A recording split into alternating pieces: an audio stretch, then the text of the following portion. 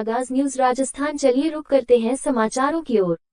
व्यक्ति उसका जन्म कहीं भी हुआ हो, किसी भी कुल में हुआ हो, गरीबी में हुआ हो, अमीरी में हुआ हो, मूल प्रश्न यह है कि वो पहचाना कैसे जाए। जन्म से नहीं, वो अपने गुणों से पहचाना जाता। इसका उदाहरण हम कई मायने में देख सकते हैं, कई स्थितियां हमारे सामने बनती है। जब भी बच्चा जन्म लेता है, किसी भी परिवार में जन्म लेता है, जन्म के साथ उसमें गुण पैदा होते हैं, वो जन्म से मिले हुए हैं, और कुछ अपने कर्म के आधार पर गुणों को ग्रहण करते हैं। जैसे दूध है, अब वो जन्म से ही उसमें गुण है, दही से छाछ और फिर उसका मक्खन, फिर घी। हमारे यहाँ पे सबसे बड़ी विशेषता ये है, तर्क तो है ही है, तर्की भी है। तो जब ये प्रश्न आया मन में, तो हमने जब ये चर्चा करी किसी सज्जन से, तो उन्होंने सटाक से हमको जवाब दिया कि साहब दूध फट भी तो जाता है, तो दूध की ये विशेषता है, वो फटा हुआ दूध भी काम आता है, ये उसका गुण था। इसी तरीके से व्यक्ति में मेहनत करके जो भी गुण, कर्म करके जो भी हासिल किया, उसी को पूजा जाता है। इस बात से नहीं कि आपने इस जगत के लिए, संसार के लिए क्या किया, क्या नहीं किया। आपका उद्देश्य ये होना चाहिए, अगर हमेशा आप इतना गुणवान अपने आप को बनाओ कि आपके गुणों को लोग ग्रहण करे, उससे प्रेरणा ले, तो ये मानना कि ये जीवन सफल हो गया। इसका मतलब ये नहीं है कि आप बहुत ज्यादा संपन्नता लिए हुए हो, गुणी तो कोई भी हो सकता है। मैंने देखा है, ज्यादातर सड़कों पे देखा है, साधुता का वेश धारण करके और अपनी भिक्षा मांग के वो अपना काम चलाते हैं। इसका मतलब ये नहीं है कि वो भिखारी हैं। आध्यात्मिक जगत में कुछ संप्रदायों की ये परंपरा रही है कि उनको भिक्षा मांगकर ही